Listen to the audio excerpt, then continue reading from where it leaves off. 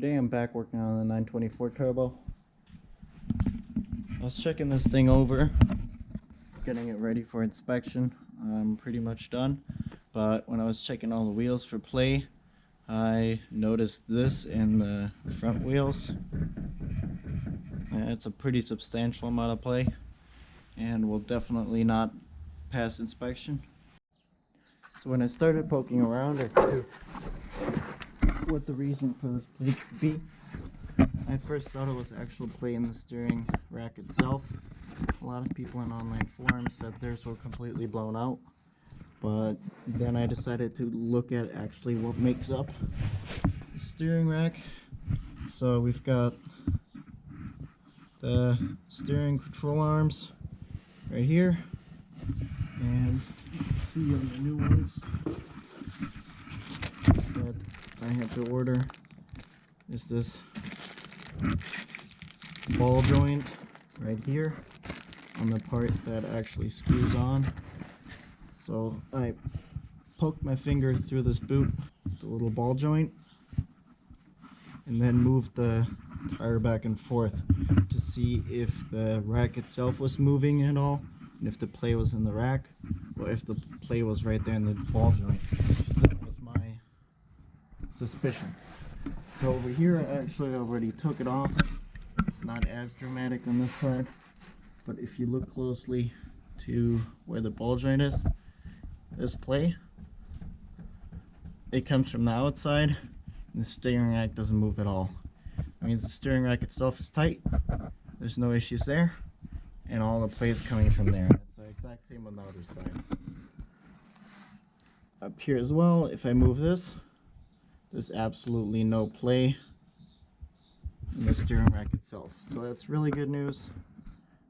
These cost about 85 bucks a piece for the whole unit. So now it's time to take it out, replace it, and get this thing ready for inspection. Here we go. That wasn't too bad. Got this one knocked out pretty quickly. So now it's back on and there's no play. I roughly adjusted it. We'll probably have to get in alignment anyway, so that's not a big deal. But now it's time to get to the other side. I'll take off the wheel real quick.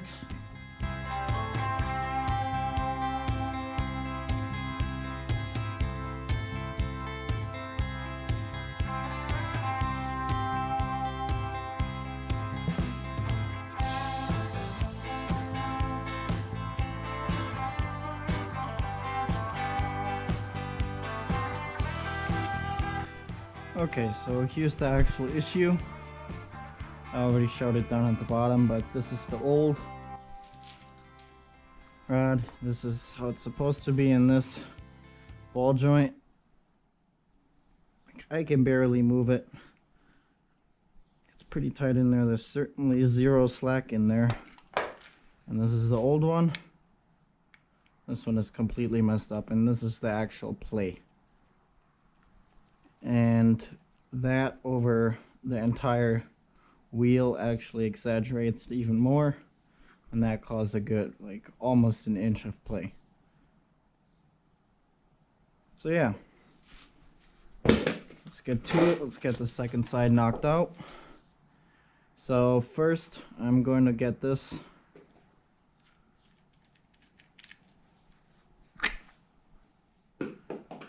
cone joint out down here. Okay, so what I'm gonna do here in order to get this guy out, first I gotta get this little wire tie off here, loosen that nut. Most likely that guy's pretty stuck in there, so I'll have to hammer it out. Then next is taking this guy, screwing that off. There's a little backing nut I gotta also take off, and that's it. So in order to get this guy out without many issues, I already put some WD-40 on it. I gotta take this little tie out. Then I'm gonna break the bolt, the nut loose, take it off, put it on backwards, and flush it up with the stud. That way I can hammer down on it without it deforming and getting too mangled up to then pull out.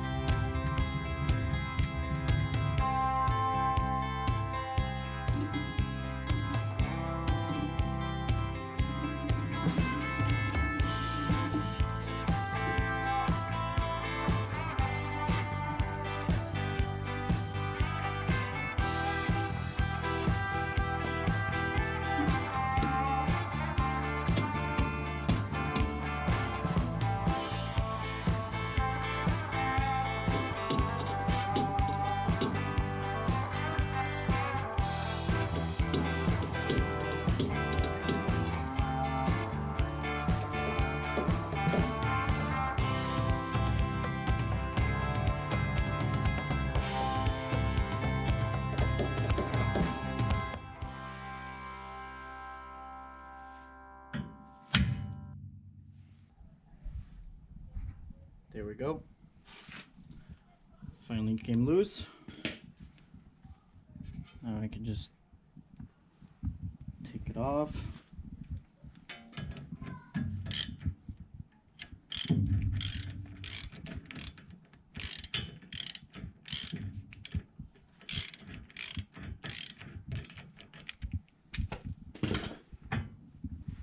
Okay, so now what's happening is the nut is not seized on there, but it's pretty tight.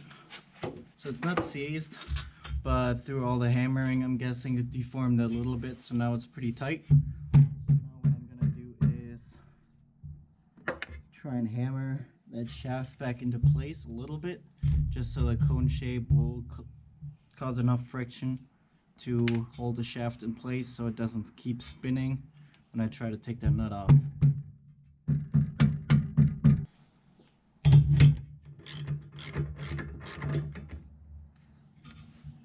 Go.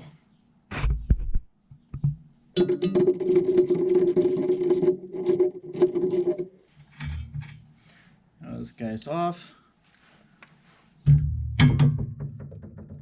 this will simply pop out. And this one you can also see the ball joint is completely messed up. It's just way too loose. Next we'll be loosening this actual joint itself.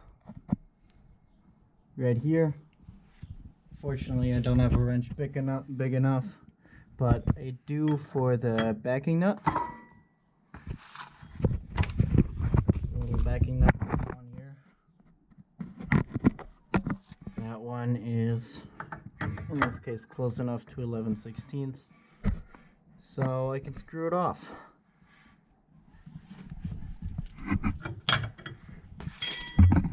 Most likely I'll screw it off to the point where I can just use some vice grips and turn it off the rest of the way on here, and then the backing nut will easily twist off.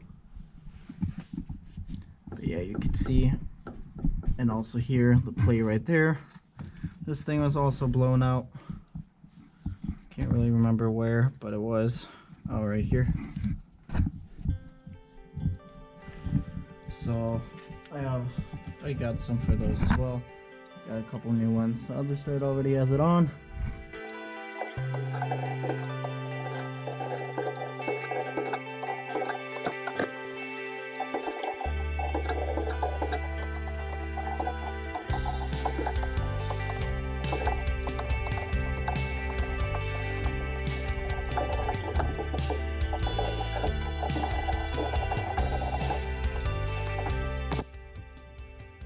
Here's the old one and the new one. Now what I'll do is I'll roughly line these up. That one has to come out a little bit, but first I will take this little head off.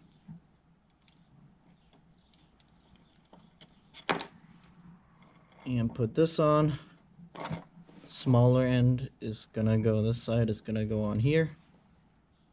You can feel it also, it's a thin little guy that goes in between this.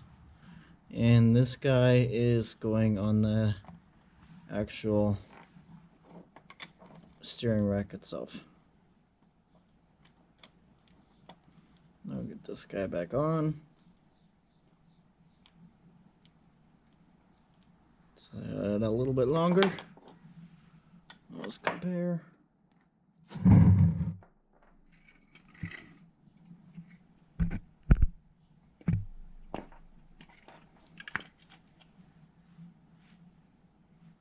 Okay, maybe a tiny bit longer.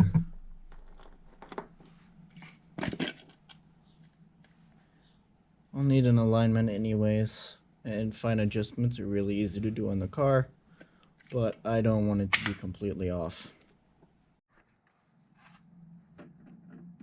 Okay, so first of all, I'll get the little locking nut on.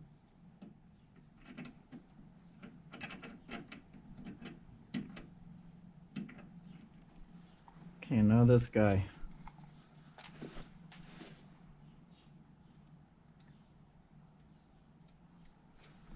Put this backing nut up until there. Okay. No dirt. So now you can see here, just bending and twisting is actually enough to screw this on, just because this joint is so much tighter, so much better than the loose old one.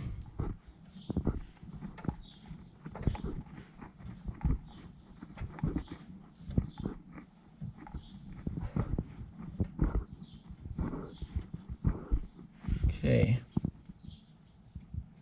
put the backing nut on.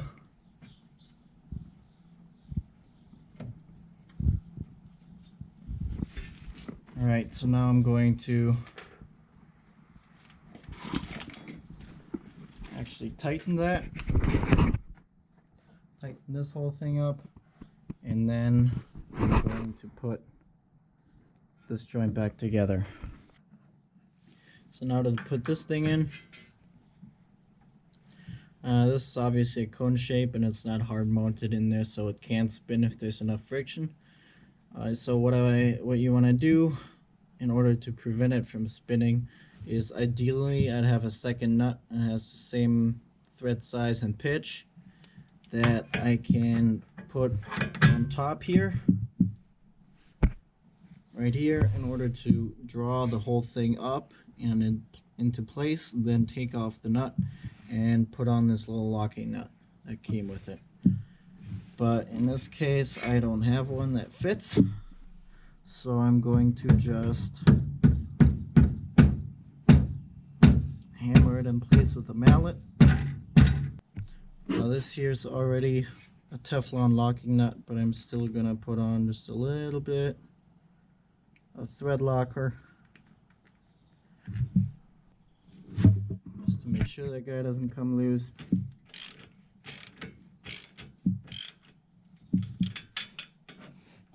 Just want to make sure that it keeps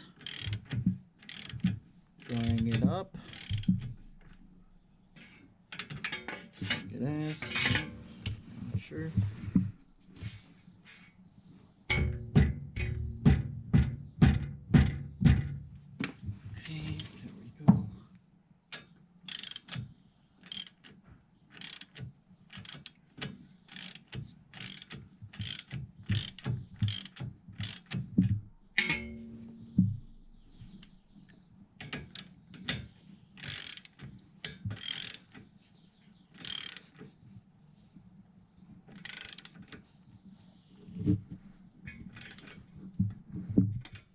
Go.